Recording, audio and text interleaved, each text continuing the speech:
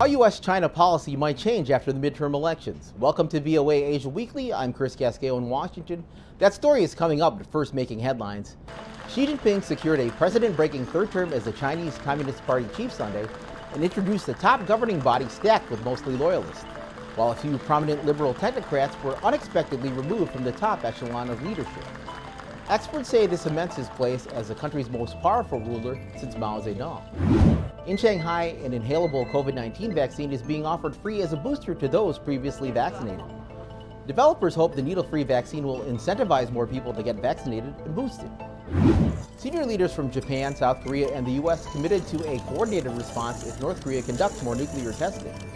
South Korea's President Yoon Suk-yeol said Tuesday that North Korea appears to have completed preparations for another nuclear test. South Korean Marines practiced large-scale amphibious military landing drills on the country's east coast. Organizers said the landings, part of 12 days of field exercises, were necessary defensive preparation against possible threats from North Korea. Ethnic Kachin rebels say airstrikes by Myanmar's military have killed as many as 80 people, including singers and musicians attending an anniversary celebration of the minority group's main political organization. U.S. law enforcement officials unsealed charges against two Chinese intelligence officers accused of attempting to obstruct the Justice Department's criminal prosecution of Chinese telecom giant Huawei Technologies. With polls suggesting that Republicans may retake control of the U.S. House of Representatives in the November midterm elections, the United States appears set to continue its tough on China policy. VOA Chief White House correspondent Patsy Widakuswara looks at how a GOP-led Congress might exert more pressure on the Biden administration on various issues. President Xi Jinping did not mention the United States during the Chinese Communist Party's 20th National Congress, but his message was clear.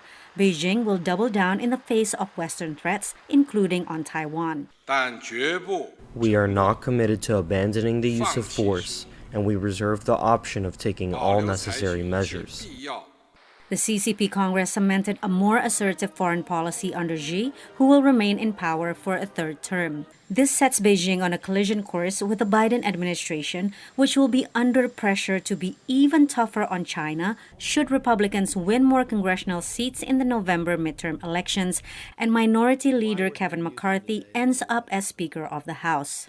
For 50 years, the Chinese Communist Party has launched an assault on the American way of life, on our economy, on our jobs, on our companies, on our culture, on our institutions, on our very future.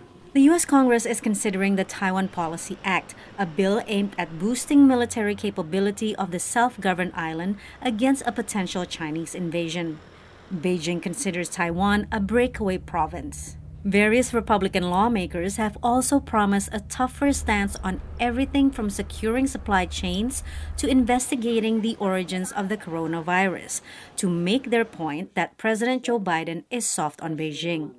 But even if Democrats retain their slim majority in Congress, Biden's China policy will likely remain hawkish, keeping in place many policies of his predecessor, President Donald Trump, including steep tariffs on Chinese goods and containing Beijing's influence in the Indo-Pacific. Under the Trump administration, the Chinese genuinely hoped that the Democrats would win. But after almost 2 years of the Biden administration, I think the Chinese have come to the realization that both are not going to change the consensus on China. And some in China would even argue that Biden's policy is even more difficult for China because how Biden aligns its position and mobilizes allies and partners to jointly counter China's growing influence. Should Republicans retake Congress, observers say there will be more skepticism toward Biden's approach of competing strategically with China while cooperating on transnational challenges such as climate change. Patsy Widakuswara, VOA News, Washington. Visit voanews.com for the most up-to-date stories. You're watching VOA Asia Weekly. Finally, dog lovers in Nepal honored canines by putting garlands around their necks and indulging them with treats to celebrate a Hindu festival, highlighting the loyalty of dogs to humans. The tradition originates in Nepal, where street dogs are prevalent and dog welfare is struggling. Thanks for watching VOA Asia Weekly. I'm Chris Casquejo. Until next week.